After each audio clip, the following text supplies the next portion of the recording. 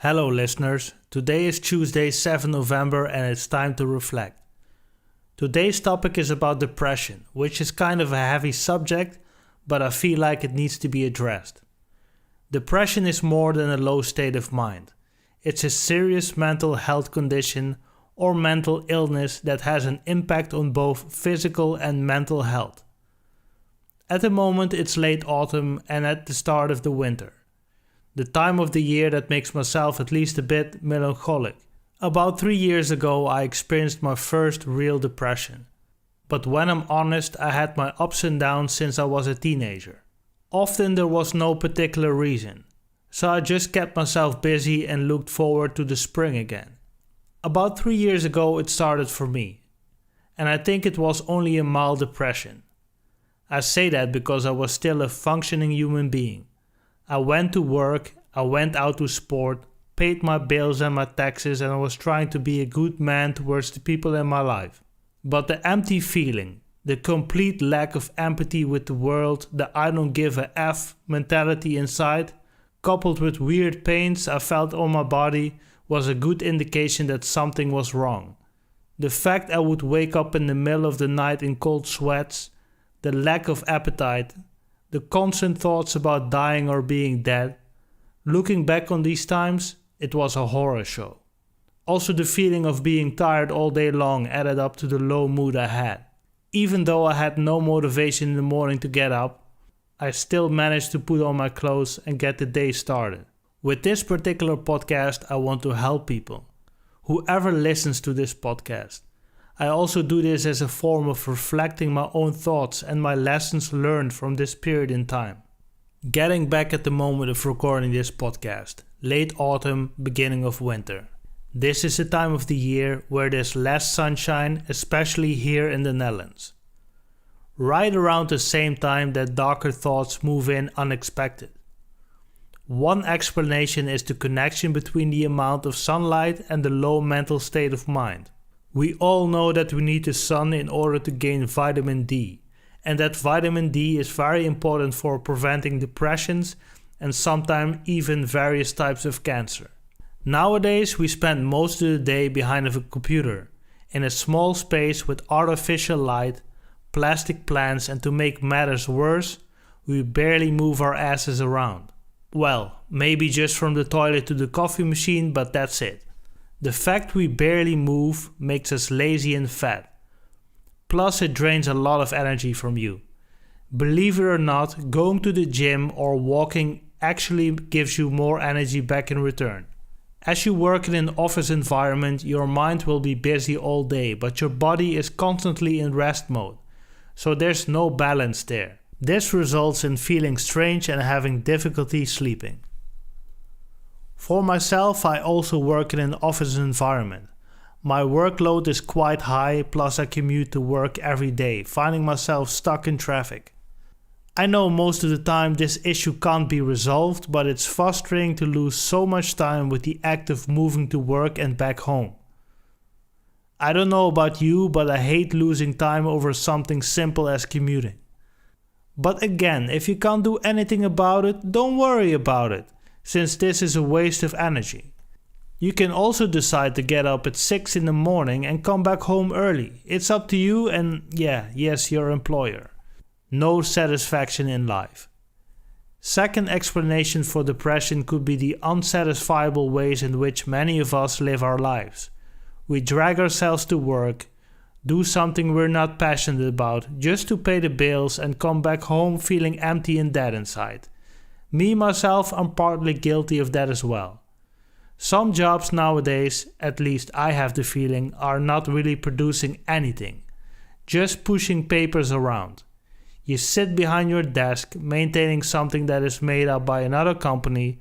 By the time everything is up to date with the latest standards, we have a new standard again to make sure that you can start all over again. Plus, we're on the point of operating very efficiently. Everything is calculated, workloads are high, people often on the verge of burnout. We have to do more with less people, since people are expensive. The motto is that you should be glad with your job. Look at all the people who don't have a job. They're worse off than you are. This race to the bottom is part of globalization, but that's a topic for another time. Long story short, people work harder, longer hours against less benefits, reduced pensions, and the need to work until you're in your 70s. Enough of that, it almost makes me feel depressed. What are some of the statistics about depression in the West? Statistics.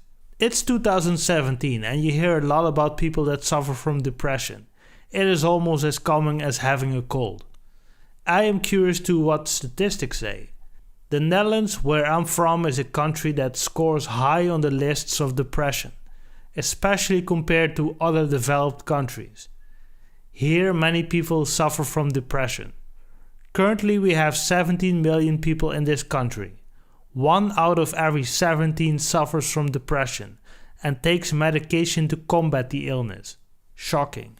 The Dutch Bureau of Statistics said that 8% of all Dutch people starting from the age of 12 in 2014 were suffering from depression. Research states that stress is the highest trigger when it comes to depression. Strange. China and Mexico score lowest when it comes to depression, and I'm sure the Chinese work way harder than us in the West.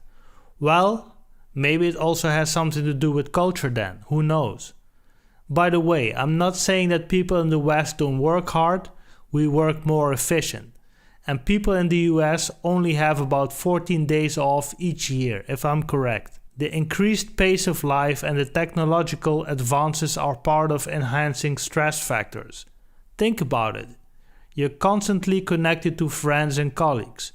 In the evening you overwork to make sure that you're able to finish all tasks for the day, especially when you're in meetings all of the time. This all contributes to not fully being off the grid, feeling the need to respond to emails long after business hours. The line between business and private time fades away slowly, since we're all part of this technological revolution. Research also found out that when you're part of a strong group of peers, you're less likely to have depression. Another interesting fact lays in the fact that people that have low education are most likely to suffer from depression.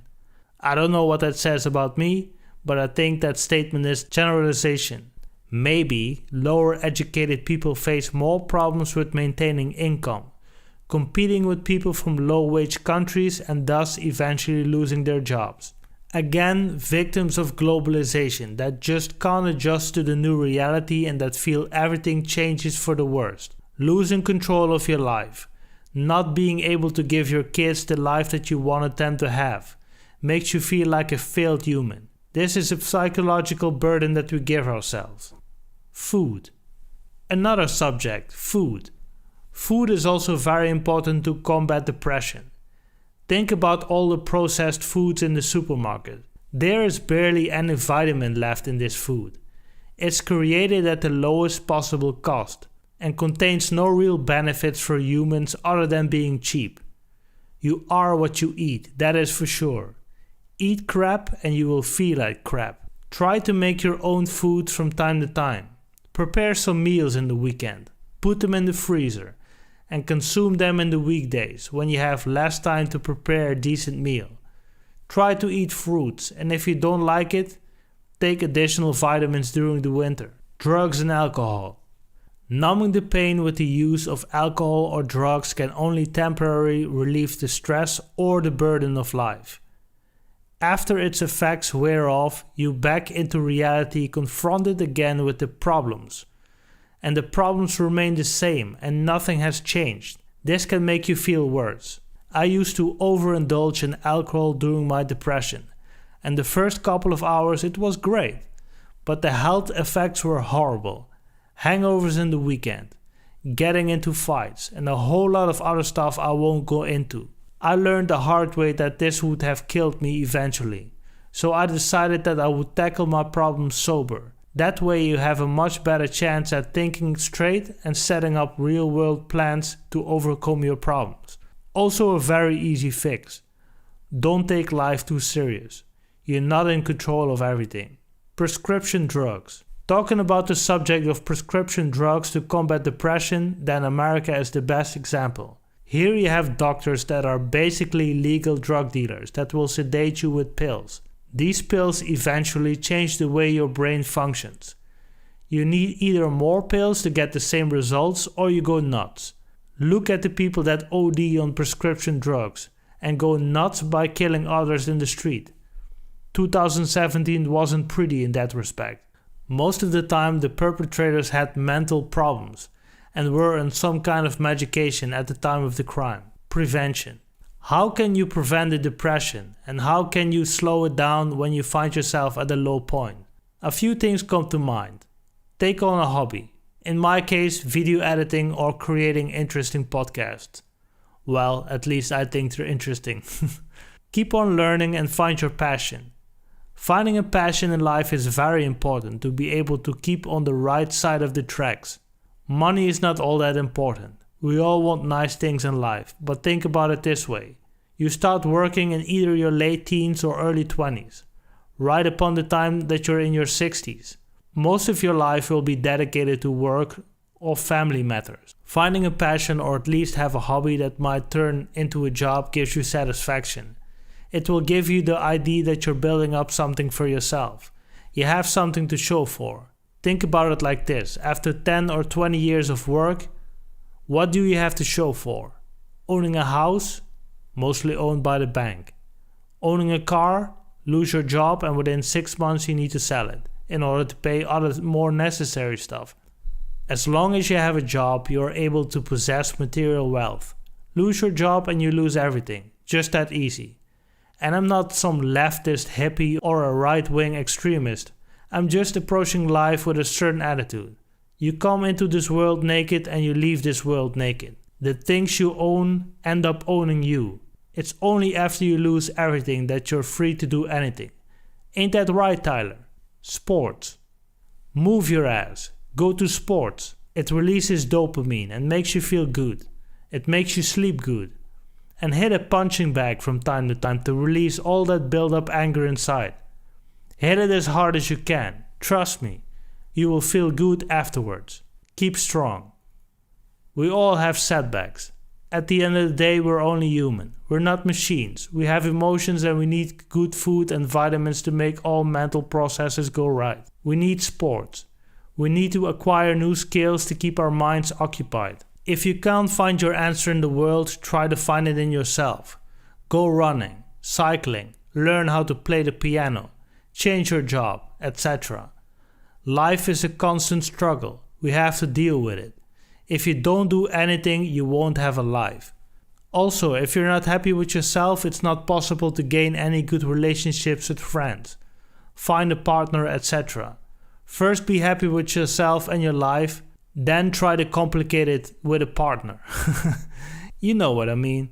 Once finding yourself back at the bottom, try to remember after all the rain and clouds there's sunshine again. And I know this sounds cheesy, but it is the truth. Suicide is a final solution towards a temporary problem. I suggest to listen to this podcast when you're down. I mixed my own experiences with rational thinking. That was our time to reflect. Hope to catch all of you in the next podcast. Peace.